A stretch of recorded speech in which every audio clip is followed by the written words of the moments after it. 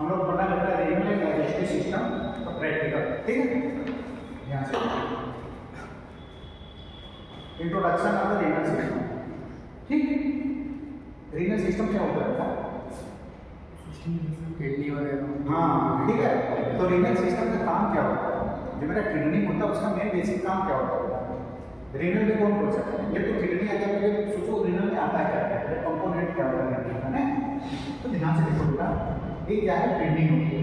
कहाँ होता है बेटा? पीछे की साइड होता है ना, रेट्रोस्टर्नल, मतलब पीछे की साइड, रेट्रोपेरिटोनियम, ठीक है। ये रेट्रोपेरिटोनियम होता है, मतलब पीछे की साइड होती है। कभी भी किडनी यहाँ नहीं होती, कभी यहाँ होता है, ठीक है। इसको रेट्रोपेरिटोनियम। तो किडनी क्या हो गया? ये तुम्हारा किडनी हो गया, ठीक है। क्लियर हो गया? किडनी से क्या निकलता है? वो यूरिन निकलती है, उसको क्या बोलते हैं बेटा? Ureter, okay. यूरेटर कहाँ आती है बेटा? गॉल ब्लैडर, उसमें ब्लैडर में आती है। गॉल ब्लैडर में, गॉल ब्लैडर ऊपर होता है, ब्लैडर में आती है। फिर ब्लैडर से क्या निकलता है बेटा? यूरेथ्रा। यूरेथ्रा जो होती है, जो पेनाइल, हमारे अंदर पेनाइल पार्ट है ना, तो यूरेथ्रा होती है जिससे बाहर निकलता है, ठीक। ये पहले कंपोनेंट होता है रीनल सिस्टम। इतनी बातें समझ आई आपको? तो किडनी का काम क्या होता है? किडनी क्या होता है? यूरिन का फॉर्मेशन करता है। वहीं के यूरिन इसमें फॉर्मेशन होता है तभी तो नीचे आएगा, ठीक है। तो किडनी का जिसमें यूरिन का फॉर्मेशन होता है उसको हम नेफ्रॉन बोलते हैं। जो सिंगल यूनिट होती है किडनी का बेटा, उसको क्या बोलते हैं? नेफ्रॉन बोलते हैं, ठीक है। ये क्या करता है? Produce urine by the filtrating, wasting and extra waste from the blood, ठीक है। होता है एक्चुअली, तुम ध्यान से देखो, एक बॉम्बस कैप्सूल होता है ना, दो तरफ से ब्लड आ रहा होता है, एक तरफ से आ रही होती है, एक तरफ से जा रही होती है, दो ब्लड वेसल होते हैं, ठीक है। उसके बाद नीचे बाउल की तरह होता है, तो ऊपर वाला क्या होता है? क्या बोलते हैं? नीचे वाले को ऑर्गन कैप्सूल बोलते हैं, ऊपर वाले को ग्लोमेरुलर बोलते हैं, ग्लोमेरुलस, ठीक है। अब क्या होगा कि क्षमता है, तो ब्लड आएगा तो उसमें जो भी वेस्ट मटेरियल होंगे वो छक के ऑर्गन कैप्सूल में आएगा, उससे होते हुए ब्लड में चला जाता है। इतनी बातें समझ में आती है। अब आता है यूरेटर, क्या करता है? यूरेटर का काम मैंने कहा इसके थ्रू आता है, ट्रांसपोर्ट का काम करेगा इसको, ठीक है। जो भी यूरिन में, जो भी किडनी ने यूरिन बनाया वो ट्रांसपोर्ट करके ब्लैडर में लाता है, और ब्लैडर का काम क्या होता है? स्टोर करना, ठीक। उसके बाद यूरेटर का काम क्या होता है? बाहर निकाल देना, ठीक। ऐसे क्यों नहीं निकल जाता है? स्फिंक्टर होता है बेटा ना, जब हम रिलैक्स करते हैं, स्फिंक्टर जब वाशरूम जाते हैं रिलैक्स करते हैं बाहर निकल जाता है। ये पूरा इसमें कोई डाउट हो तो आप बताओ, मुझे समझ में नहीं आता। समझ में गया? किडनी का काम क्या है? यूरिन का फॉर्मेशन करना। यूरेटर का काम है आपका ट्रांसपोर्ट करना, ब्लैडर का काम है स्टोर करना, ठीक है। ये स्टोर क्यों होता है? यहाँ पे यहाँ ट्रांजिशन इफिशिएंशियल होती है, स्ट्रेच करती रहती है ना। तो आप देखोगे आपको बाथरूम लगती होगी ना, अगर तो मुझे बाथरूम लगती है, अगर 150 ml यूरिन स्टोर रहता है तो भर जाता है पहला, ठीक है।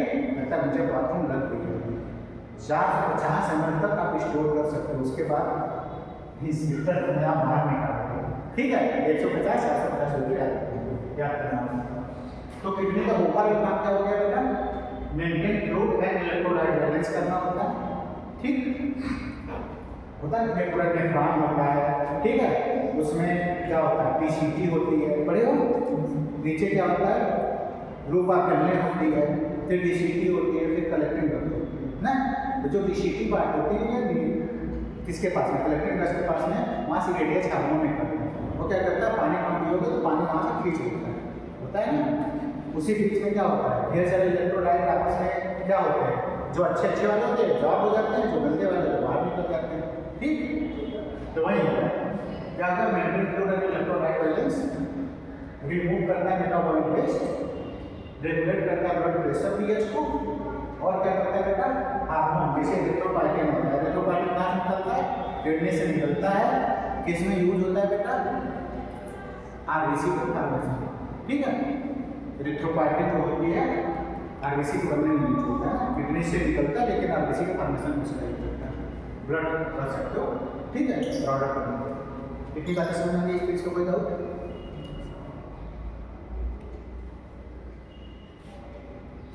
अब आ जाएगा सेकंड, ठीक है। Identification of the kidney. इसमें देखो ध्यान से, मैंने बोला था आपको एक किडनी पर काट दिया गया इसको, ठीक है। तो ध्यान से देखो, एक क्या है आपका, ये बड़ा वाला जो है, ये बड़ा क्या है, एक कैलिक्स है, ठीक है। ये देखो, ये क्या होगा, माइनर कैलिक्स हो गया। कई सारे माइनर कैलिक्स मिलकर क्या होता है कि मेजर कैलिक्स बना लेते हैं, और कई सारे मेजर कैलिक्स बना के रीनल कैलिक्स बनाते हैं। ये आपका पिरामिड है बेटा, जो जहाँ पे माइनर कैलिक्स और पिरामिड होता है उसके बीच के एरिया को कैपिला बोलते हैं, ठीक। ये पूरा रीनल कॉलम है, ये रीनल कॉर्टेक्स, ठीक है। अंदर मेडुला होता है, बाहर कॉर्टेक्स होता है, कुछ पढ़े हो ना। उसके बाद क्या होता है बेटा, इसमें ब्लड वेसल भी होते हैं ना। देखो ऊपर वाला रीनल वेन है, नीचे वाला ये रीनल नर्व है और रीनल आर्टरी है, इसको रीनल हाइलम बोलते हैं। जहाँ से आर्टरी वेन निकलती है उसको क्या बोलते हैं, आर्टरी जाएगी वेन निकलेगी, उसको हम क्या बोलते हैं बेटा, हाइलम बोलते हैं, ठीक है। देन फर्दर है आपका अंदर वाला, ये पूरा यहाँ से यहाँ तक वाला जो अंदर की पार्ट होती है मेडुला होती है, बाहर वाला कॉर्टेक्स होता है, ठीक है। ये योक्टल क्या हो गया, ये कैप्सूल हो गया सबसे बाहर सही, ठीक। तो सबसे बाहर क्या हो गया, कैप्सूल हुआ, ठीक। अंदर कॉर्टेक्स, उसके अंदर कॉर्टेक्स हुआ, फिर मेडुला हुआ, मेडुला के अंदर भी कैसा होगा, ठीक है।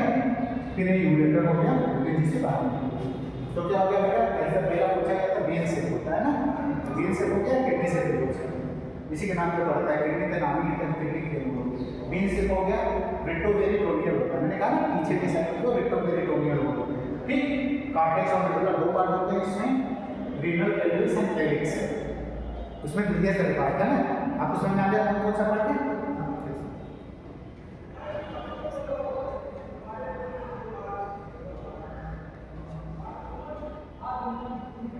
अब आता है आइडेंटिफिकेशन ऑफ यूरेटर, ठीक है।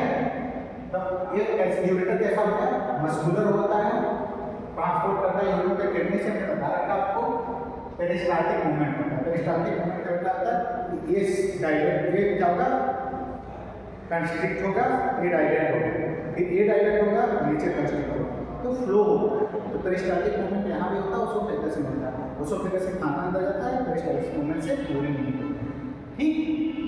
तो देखो ये किडनी हो गया, ये वाला पार्ट हमको पढ़ना है, इसमें यूरेटर कौन सा, ठीक है, जो यूरेटर, ठीक। बस इतना है, फिर यूरेटर आते नीचे, बाकी वो स्ट्रक्चर आगे पढ़ा।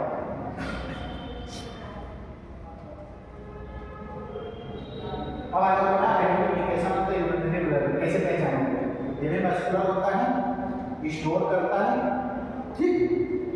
डेट्रस मसल होता है, जो इसके मसल का नाम होता है, इसका नाम क्या होता है बेटा, डेट्रस मसल फैलता है, और ट्राइगोन एरिया जिसको बोलते हैं, जहाँ पे तीनों आकर के मिलते हैं, इस एरिया को ट्राइगोन बोलते हैं। तीनों आकर के मिलते हैं ना, कहाँ यूरेटर चलेंगे और नीचे उस एरिया को ट्राइगोन एरिया बोलते हैं।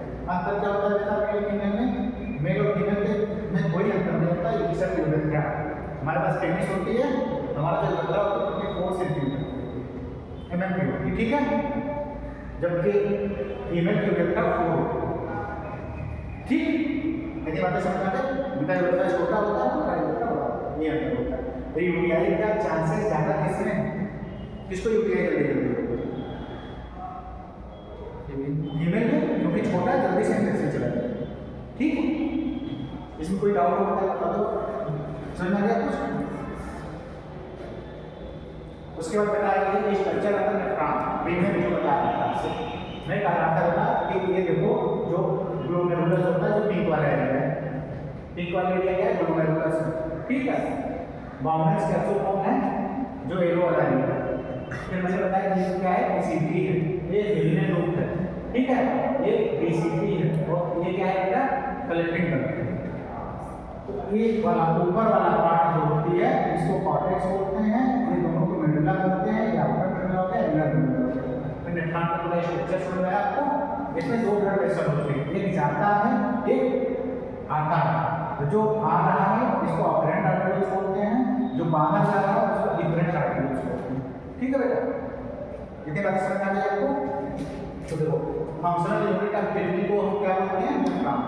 ये क्वेश्चन आपसे जरूर पूछेंगे कि फंक्शनल यूनिट ऑफ किडनी क्या है, क्या बताओगे आप, नेफ्रॉन। इसमें ग्लोमेरुलस होता है, हमने बता दिया, जो पिंक वाला है, बॉर्नस कैप्सूल होता है, जो येलो वाला होता है, इसमें से यूरिन चलता है ना, ब्लड वेसल आता है, जितने भी वेस्ट मटेरियल होता है सब बाहर चला आता है, इसमें इससे थ्रू बाहर आता है, ठीक है, इसमें DCT लो पास करने DCT कलेक्टिव करना। ओके, हो जाओ।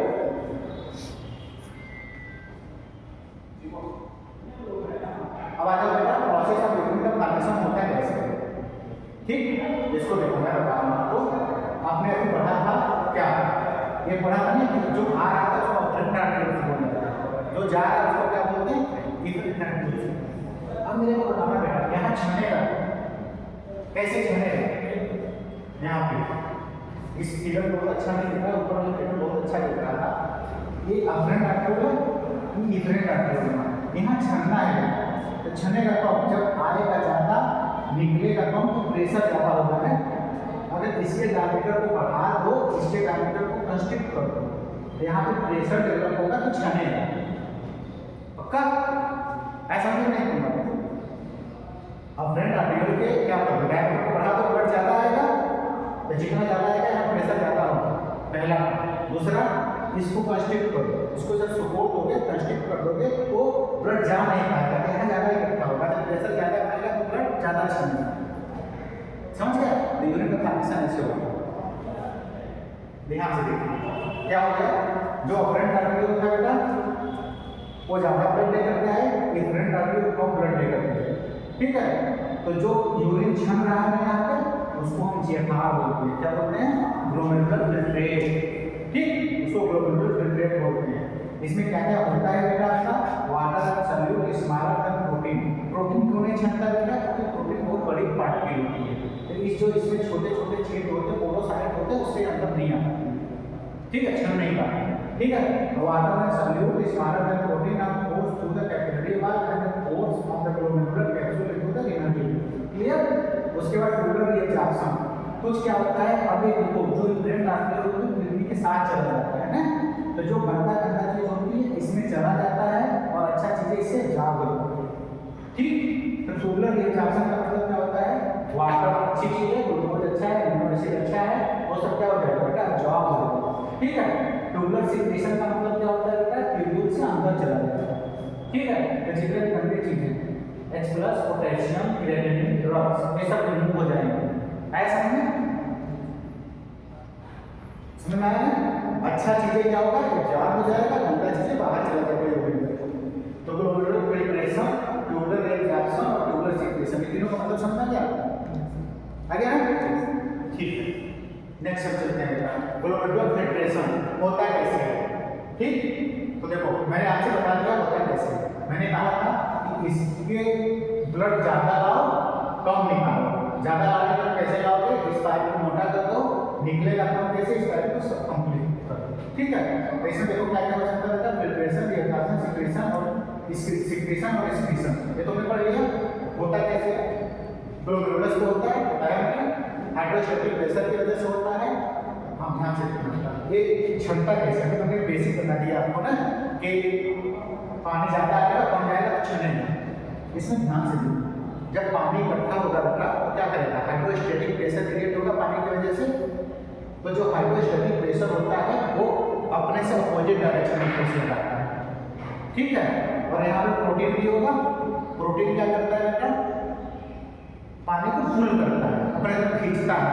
ठीक है, तो जो हाइड्रोस्टैटिक प्रेशर होती है पानी को बाहर निकालता है, और जो आपका कोलैटरल ऑस्मोटिक प्रेशर होता है वो क्या करता है बेटा, प्रोटीन की वजह से वो पानी को खींचता है अपने तरफ। इतनी बातें समझ गए।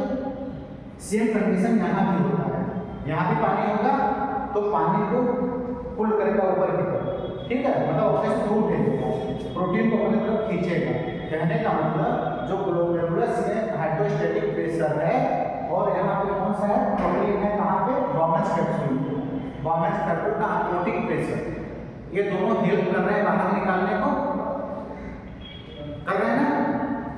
और यहाँ पे जो आपका ग्लोमेरुलर का सॉरी बॉमेंस कैप्सूल का हाइड्रोस्टैटिक प्रेशर है, ठीक, और यहाँ का जो प्रोटीन है वो अपने तरफ खींच रहा है पानी को, तो जाने नहीं दे रहा।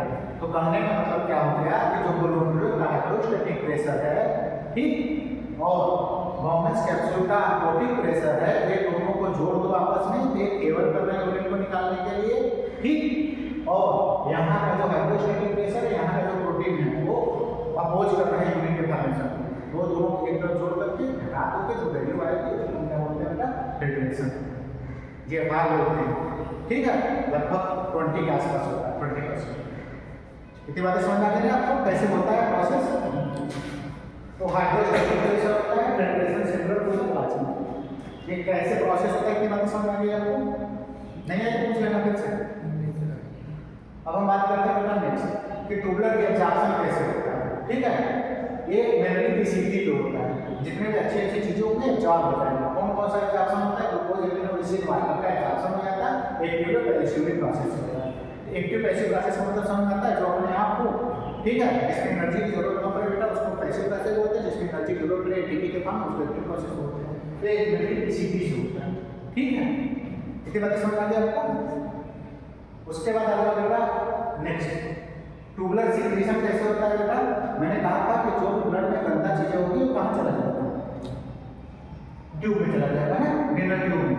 ठीक है, तो removal of hazardous potassium drop बाहर चला जाएगा यूरिन के थ्रू, ये मेंटेन करता है एसिड बैलेंस। अभी हमने शुरू में पढ़ा था ना कि एसिड बैलेंस को इलेक्ट्रोलाइट बैलेंस करता है, यहाँ से ना कैसे करता है, इतनी बातें समझ आ गई आपको। फिर हम बात करते हैं बेटा आपका कि जीएफआर कांसेप्ट क्या होता है, जो मैंने आपको बताया था, वॉल्यूम फिल्टर फ्रॉम द पर मिनट। उसमें जितना जो ग्लोमेरुलस से फिल्ट्रेशन होता है वॉल्यूम कैप्सूल में पर मिनट जितना होता है उसको क्या बोलते हैं, जीएफआर बोलते हैं। उसकी नॉर्मल वैल्यू कितना होती है बेटा 150 ml पर मिनट होती है, सॉरी 125 ml पर मिनट होती है। ठीक है, तो 24 घंटे में कितना यूरिन हो जाता है, कितना फिल्ट्रेशन हो जाता होगा सोचो, 24 घंटे में कितना हो जाता है बेटा, इसको मल्टीप्लाई करो तो बहुत ज़्यादा हो जाता है, 1000 लीटर हो जाता है ना। लेकिन यूरिन कितना बनता है दिन भर में, मैक्सिमम 1.5 से 2 लीटर। ठीक है, तो इंडिकेट आपके किडनी फंक्शन को इंडिकेट करता है, समझ में आ गया। जीएफआर का मतलब होता है कि बेटा छाने तक के लिए जाग नहीं हो जा रहा है ना, जितना क्षमता उतना के जाग नहीं हो जा रहा है, तो क्षमता तो बहुत है लेकिन ये जाग हो जाता है। ओके, उसके बाद आता है बेटा क्लियरेंस कांसेप्ट क्या होता है, volume of the plasma clear to substance per minute. ठीक है, सबस्टेंस यूरिन एंड क्रिएटिनिन, देखो क्या होता है बेटा, हमने पूरी कांसेप्ट आपको बता रखा है, यहाँ फिल्ट्रेशन हो रहा है, यहाँ एब्जॉर्प्शन हो रहा है, यहाँ सिक्रीशन हो रहा है। ठीक है, तो सबसे अच्छा इंडिकेटर क्या होता है क्लियरेंस के लिए, इनोलिन वाला जरूरी याद रखना पूछा जाता है। इनोलिन सबसे अच्छा इंडिकेटर होता है, क्रिएटिनिन होता है। क्यों, क्योंकि जब इसको आप छानोगे तो ये एब्जॉर्ब नहीं होता है, तो जितना छानेगा उतना यूरिन में दिखेगा, उसका एब्जॉर्प्शन नहीं होता है, तो जितना छाना उतना दिख रहा है, तो पता चलेगा ना कि कितना छान रहा है। तो सबसे अच्छा इंडिकेटर होता है क्या, इनोलिन, याद करना, इंसुलिन नहीं इनोलिन। ठीक, उसके बाद आता है बेटा urine analysis and introduction, importance. अब यूरिन को बेटा क्यों, बहुत सारे चीजें डिजीज होती है ना, हम यूरिन के कलर को देख करके या यूरिन में कोई भी कंपोनेंट है उसको पता चल जाता है। ठीक है, सपोज करो यूरिन का कलर रेड है, इसका क्या मतलब है, किडनी से ब्लड आ रहा है, ब्लड आ रहा है ना, हमारे यूरिन में ब्लड आ रहा है, चाहे यूरेटर से आ सकता है बेटा, किडनी से आ सकता है, ब्लडर से आ सकता है, कहीं से आ सकता है, यूरेथ्रा से भी आ सकता है कि नहीं आ सकता, यूरेथ्रा से आएगा तो कम आता है लेकिन ब्लडर के ऊपर आता है। ठीक है, तो क्या करेगा, इंपॉर्टेंट कंपोजिशन रूल होती है, डिस्कस करते हैं रिनल और कम्युनिकेशन होता है इससे यूरिन टेस्ट। ओके, अब हम बात करते हैं बेटा physical examination of urine. Urine ध्यान से देखोगे तो नॉर्मल कंडीशन में बेटा यूरिन का कलर जो होती है एक नॉर्मल वॉल्यूम होनी चाहिए, मतलब 1.5 से 2 लीटर के साथ 24 घंटे में करनी चाहिए, यूरिन पास आउट करना चाहिए। ठीक है, उसकी कलर मोस्टली कैसी होती है बेटा, येलो कलर की होती है ना, नॉर्मल कंडीशन, नॉर्मल की बात कर रहा हूँ। ठीक है, अपीयरेंस कैसा होता है बेटा, सॉरी कलर तो वही हो गया, अपीयरेंस देखेंगे इसका, उसके बाद क्या देखेंगे बेटा, महत्व तो नहीं रहा है, कुछ ऑर्डर देखेंगे, स्पेसिफिक ग्रेविटी देखेंगे, ये सब हम टेस्ट करते हैं फिजिकल एग्जामिनेशन। तो आपको याद होना चाहिए कि फिजिकल एग्जामिनेशन ऑफ यूरिन में क्या क्या देखते हैं, सबसे पहले वॉल्यूम देखते हैं, कलर देखते हैं, पीएच देखते हैं, ऑर्डर देखते हैं, अपीयरेंस देखते हैं, स्पेसिफिक अपीयरेंस देखते हैं।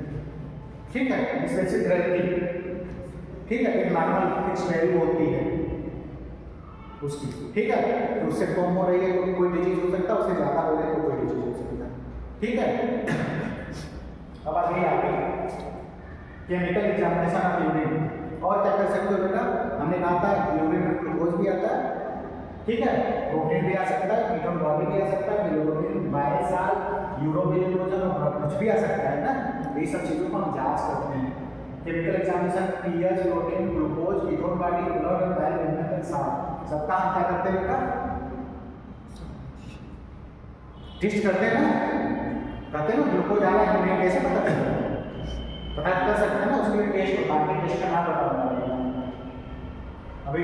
दूसरा क्लिनिकल सिग्निफिकेंस आपको यूरिन फाइंडिंग, अगर प्रोटीन आती है इसका मतलब बेटा कि उसको नेफ्रोटिक सिंड्रोम, ठीक है, नेफ्रोटिक सिंड्रोम है। अगर ग्लूकोज आ रहा है उनका डायबिटिक मेलाइटस है, ठीक है।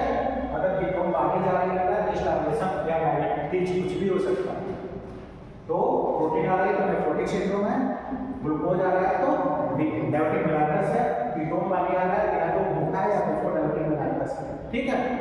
उसके बाद क्या होता है, complete urinary examination, importance and diagnosis used to validate variable disorder urinary tract infection, kidney disease. अगर सपोज करो इसमें आरबीसी आपके पास CWBC आ रहा है तो यूटीआई है ना। अभी देखो अगर किसी को होता है ना तो कहता मुझे पेशाब में जलन हो रही, इसका क्या होता है, उसको यूटीआई हो गया, ठीक है। उसमें क्या मिलेगा आपको, बस से मिलेगा WBC, ओके। उसके बाद टेस्ट एंड प्रोसीजर कैसे करते हैं बेटा, तो हम यूरिन को मिड स्ट्रीम यूरिन सैंपल लेते हैं। मिड स्ट्रीम यूरिन सैंपल का मतलब होता है कि जब हम बाथरूम में जाएंगे तो थोड़ा डिस्कार्ड कर देंगे, उसके बाद कंटेनर में स्टोर करते हैं, उसको मिड स्ट्रीम, ठीक है। 24 आवर का हम रिजल्ट देने की कोशिश करते हैं, तो उसमें और कोई भी ग्रोथ हो सकता है। इंडिविजुअल फिजिकल एग्जामिनेशन देखोगे बेटा तो कलर देखोगे सबसे पहले, उसके बाद क्या देखोगे बेटा, केमिकल एग्जामिनेशन में पीएच देख सकते हो, प्रोटीन देख सकते हो, ग्लूकोज देख सकते हो, कीटोन बाकी ये सब जो हमने पढ़ा है। माइक्रोस्कोप से ब्लड आरबीसी की वैल्यू देख सकते हो, डब्ल्यूबीसी की वैल्यू देख सकते हो, कितने से देख सकते हो बेटा, ये सब नॉर्मल वैल्यू कर लो, उससे ज्यादा होगा तो नॉर्मल वैल्यू होगा, मैंने कहा था यूटीआई में ज्यादा हो जाता है मटेरियल से या बस डब्ल्यूबीसी, ठीक है। कितनी बातें समझ आ गई आपको। उसके बाद आता है बेटा introduction to the digestive system, उतनी समझ में आ गई ना।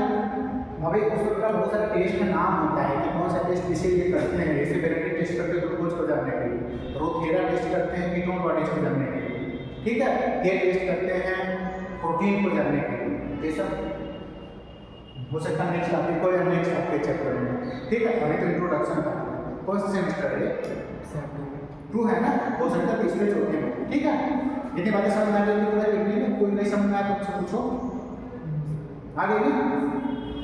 अब आ जाते हैं बेटा डाइजेस्टिव सिस्टम में, इंट्रोडक्शन ऑफ डाइजेस्टिव सिस्टम। तो देखो डाइजेस्टिव सिस्टम हम ऊपर से आपको पहले यहाँ से बता रहे हैं, मैंने बताया सबसे पहले क्या है, ओरल कैविटी है ना बेटा, माउथ है, माउथ के बाद ओरल कैविटी है, हाँ।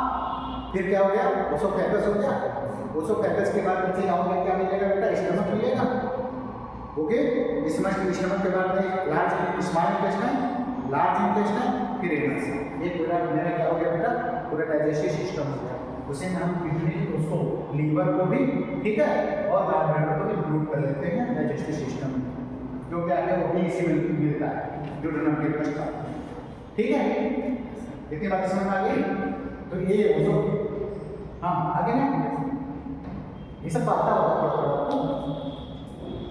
इसका रिस्पॉन्सिबिलिटी क्या होगा बेटा, डाइजेस्टिव सिस्टम का एब्जॉर्प्शन का काम क्या होता है, फूड को डाइजेशन करना और उसको एब्जॉर्प्शन करना, ये तो काम होता है, ठीक है।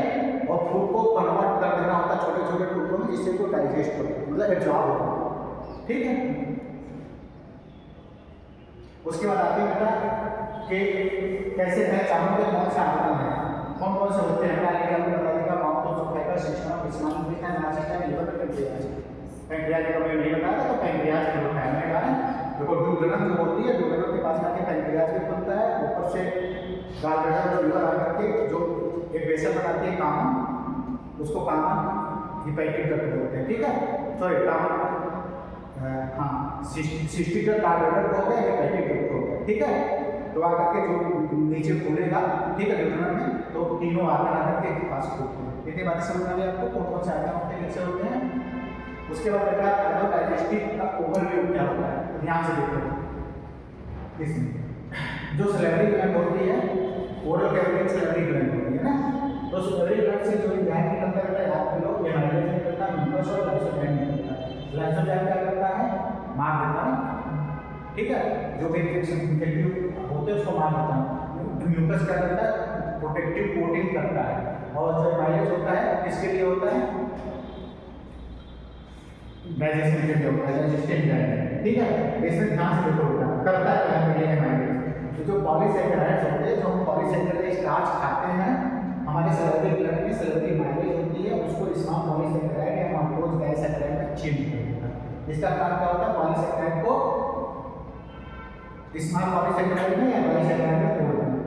बस यहाँ पे एक ही काम होता है, कार्बोहाइड्रेट का डाइजेशन होता है। ओके, अब नीचे आ जाओ एसोफेगस में। एसोफेगस में जब म्यूकस होता है कोई डाइजेस्टिव एंजाइम नहीं है। आपके बारे में पूछा जाएगा कि हमारे डाइजेस्टिव सिस्टम में कैसे आपका नाम था जहाँ पे डाइजेशन नहीं होती है, आंसर क्या दोगे बेटा, एसोफेगस। वहाँ पे म्यूकस होता है, ठीक है। उसका स्टमक आ जाओ। स्टमक में बेटा होता है तुम्हारा एसिड निकलता है, पेप्सिन निकलता है, म्यूकस निकलता है। पेप्सिन क्या करता है, जो पॉलीपेप्टाइड होती है उसको स्मॉल पॉलीपेप्टाइड में तोड़ता है। तो स्टमक में केवल प्रोटीन का डाइजेशन होता है, याद रखना, ठीक है। उसके बाद आ जाओ बेटा स्मॉल इंटेस्टाइन। स्मॉल इंटेस्टाइन में जो होती है बाइल, बाइल के लिए बेटा पैंक्रियाटिक एंजाइम होती है जिसका नाम होता है माइलेज, मार्केज, पेप्सिन, थाइमोपेप्सिन, ठीक है। कार्बोक्सिपेप्टाइडेज और उसके बाद लाइपेज और न्यूक्लियेज, ये कहाँ निकलती है बेटा, पैंक्रियाटिक एंजाइम होती है, ठीक है। ये निकलती है स्मॉल इंटेस्टाइन में, ठीक। उसके बाद प्रोस्टार्टर एंजाइम होती है, तो डाइसैकेराइड्स होती है, एमिनोपेप्टाइड होती है, ठीक है बेटा। ये क्या करता है, देखो ध्यान से, जो डाइजेस्टिव एंजाइम जो पैंक्रियाटिक एंजाइम होती है वो पॉलीसेकेराइड्स है। यहाँ पॉलीसेकेराइड का छोटा छोटा ना, उसी पॉलीसेकेराइड को डाइसेकेराइड में जोड़ती है, जो छोटी इसमें ये पॉलीसेकेराइड है। उसके बाद जो डाइसेकेराइड्स यहाँ बन चुका था उसको मोनोसेकेराइड आए समझे। तो डाइजेशन कार्बोहाइड्रेट का दो जगह हो गया, एक स्मॉल इंटेस्टाइन में, दूसरा बेटा सैलरी ग्लैंड में, क्लियर हो गया। लेकिन अभी तक प्रोटीन का डाइजेशन तो लेक्चर होगा, प्रोटीन का डाइजेशन यहाँ भी होता है। जो पॉलीपेप्टाइड बचा था बेटा, ट्रिप्सिन, थाइमोपेप्सिन स्मॉल पॉलीपेप्टाइड में जो करती है, और स्मॉल पॉलीपेप्टाइड को कार्बोक्सिपेप्टाइड जो होती है एमिनोपेप्टाइड से के साथ करके एमिनो एसिड में चेंज करती है, ठीक। प्रोटीन का स्मॉलेस्ट में एमिनो एसिड होता है ना, उसे जोड़ेगा ना। और कार्बोहाइड्रेट का जो स्मॉलेस्ट में होता है मोनोसेकेराइड होती है, तो उसे जोड़ेगा। अब उसके बाद बेटा यहाँ पे जो न्यूक्लियोटाइड पार्टिकल होता है, न्यूक्लियस एंजाइम होती है, वो न्यूक्लियोटाइड में होती है, ठीक। उसके बाद जो थर्ड प्रॉब्लम होते हैं बाइल सेल लाइपेज की प्रेजेंस में ग्लिसरॉल और फैटी एसिड होती है। मेरा क्वेश्चन का आंसर देना जरूरी है, ठीक है। और उसके बाद लार्ज इंटेस्टाइन जो होती है वहाँ म्यूकस होता है, यहाँ विटामिन और गैस का एब्जॉर्प्शन होता है, डाइजेशन का एसिड का एब्जॉर्प्शन होता है। मेरे क्वेश्चन कैसे करना, कार्बोहाइड्रेट का डाइजेशन कहाँ होता है, और सैलरी ग्लैंड में बेटा, और स्मॉल इंटेस्टाइन में। प्रोटीन का डाइजेशन स्टमक में, स्मॉल इंटेस्टाइन में। उसके बाद में सबका डाइजेशन कहाँ होता है, इंटेस्टाइन में सबका डाइजेशन होता है।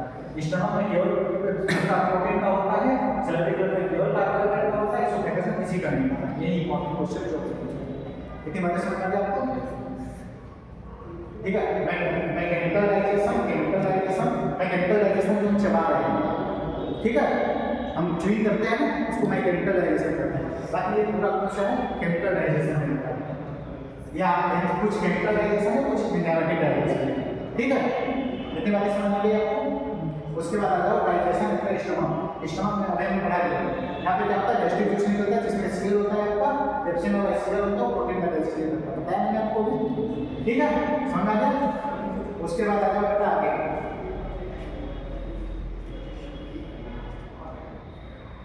क्या होता है, ये हो गया ना, उसका डाइजेशन है स्मॉल इंटेस्टाइन। स्मॉल इंटेस्टाइन सबका डाइजेशन होता है, बता आपको ना। तो देखो पैंक्रियाटिक एंजाइम वहाँ पे होती है, बाइल साल्ट होती है, ठीक है। इसको हम कंप्लीट डाइजेस्टिव एंजाइम बोलते हैं, क्या बोलते हैं, कंप्लीट डाइजेस्टिव एंजाइम। किसको, पैंक्रियाटिक एंजाइम, पैंक्रियाटिक एंजाइम को कंप्लीट डाइजेस्टिव एंजाइम बोलते हैं। क्यों, क्योंकि वहाँ पे कार्बोहाइड्रेट, प्रोटीन, फैट तीनों का होता है। हमने बताया आपको, भूल गए क्या, ये देखो बेटा, इसमें सबका हो रहा है ना, इससे स्मॉल इंटेस्टाइन में जो पैंक्रियाटिक एंजाइम, तो पैंक्रियाटिक एंजाइम को क्या बोलते हैं, कंप्लीट डाइजेस्टिव एंजाइम। क्लियर हो गया, ठीक है।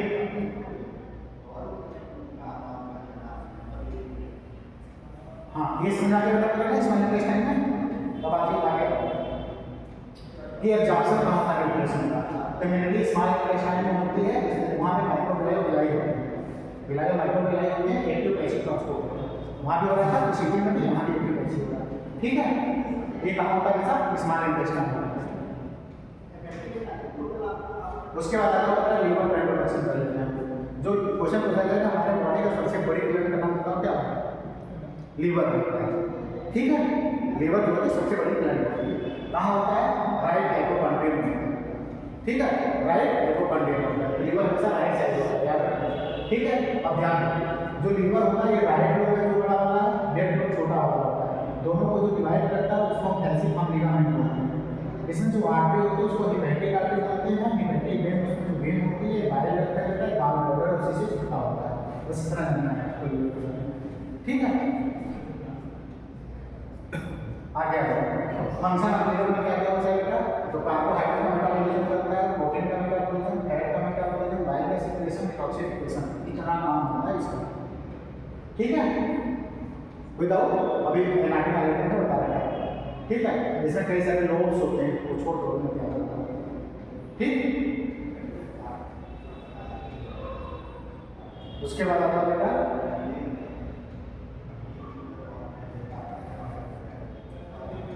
Clinical correlation of the liver function. हमने कराते हैं ना, आप जब में टेस्ट कराते हो तो एलएफटी करते हैं, एलएफटी में क्या क्या होता है बेटा, एसजीओटी, एसजीपीटी ये सब कराते हैं ना एलएफटी में, बिलिरुबिन, ठीक है। तो अब देखो इसका क्लिनिकल फीचर क्या होता है, आंख देखते हैं, आंख अगर येलो है, ठीक है, इसका क्या मतलब है, या तो जॉन्डिस है, हेपेटाइटिस है, तो उसको सिरोसिस है, ठीक है। उसके बाद आ जाता है कंक्लूजन, इसमें क्या क्या होगा, तो रेनल एंड डाइजेस्टिव सिस्टम जो होती है वाइटल होमोस्टेसिस है। होमोस्टेसिस का मतलब क्या होता है, मेंटेन बॉडी टेम्परेचर या मेंटेन ओरिजिनल पोजीशन, जो हमारे बॉडी का अच्छी वाली पोजीशन है वो मेंटेन है। Practical knowledge and aids clinical understanding, ठीक है। Help coordinate structure function, clear हो गया आपको बेटा। कोई डाउट हो इसमें बताओ, तो कोई डाउट है बताओ, कुछ पूछना है?